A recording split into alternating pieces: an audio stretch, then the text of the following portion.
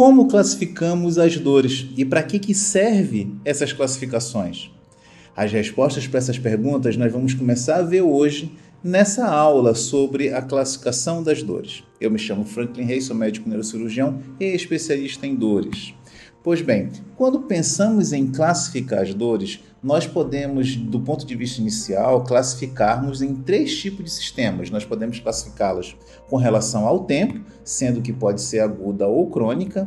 Nós podemos classificá-las de acordo com a sua intensidade grave, severa, moderada, leve. E nós podemos também classificá-las de acordo com o tipo de dor, que aí geralmente entra um contexto mais mais técnico, seriam as dores nociceptivas, neuropáticas, nociplásticas e as mistas. Pois bem, nessa aula de hoje nós vamos conversar sobre como classificar de acordo com o tempo. Pois bem, com relação ao tempo, nós podemos classificar basicamente em 2 tipos. Nós podemos classificar na dor aguda e na dor crônica.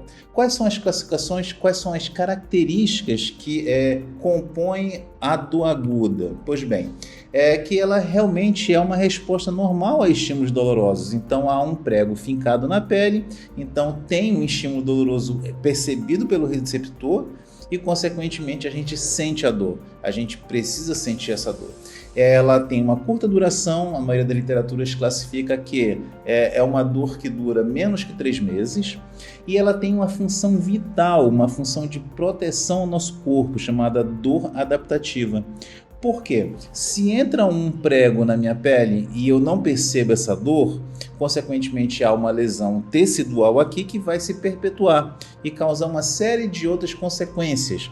Então, quando o prego entra na minha pele, eu percebo aquela entrada e retiro o prego.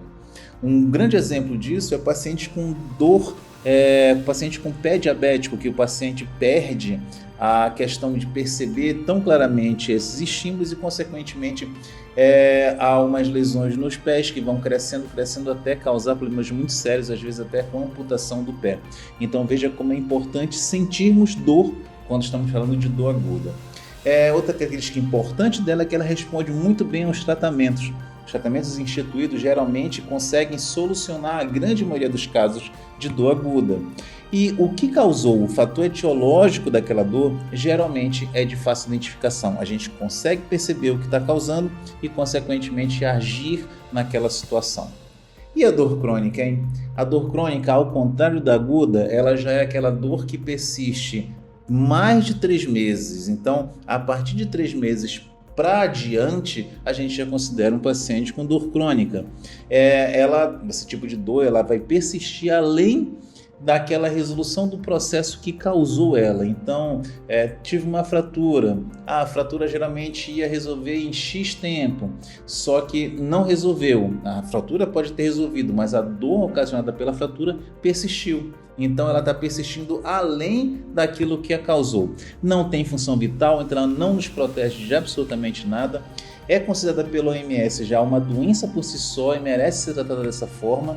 Não responde bem aos tratamentos, é diferente da dor aguda, precisa geralmente de medicamentos diferentes para poder tratar. E também tem a questão de que somente 1/3 das pessoas com dor crônica identificam o que causou a dor.